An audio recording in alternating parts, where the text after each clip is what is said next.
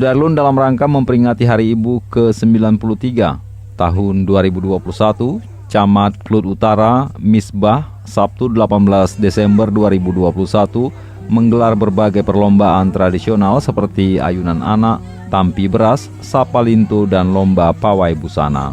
Kegiatan dibuka oleh Sekretaris Daerah Cut Sazalisma yang diawali dengan tumbuk tepung di halaman Terminal Terpadu Kota Pajar, Kecamatan Klut Utara.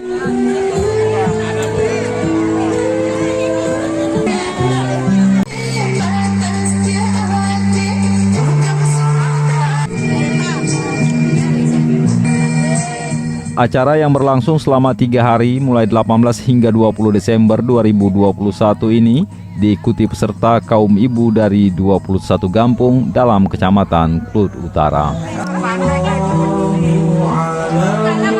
Yang diadakan oleh Pak Camat Klut Utara ini karena yang selama ini kan momennya kegiatan ibu-ibu di zaman dulu, tapi dengan canggihnya kita sekarang sudah ada alat-alat untuk sebenarnya memasak, kayak mesin tepung sekarang sudah ada. Kalau seandainya zaman kita sekarang alat teknologi ini tidak ada, mungkin ibu-ibu di rumah masih berkelahi ya. Dari Aceh Selatan, Taufik Zaz, Serambion TV.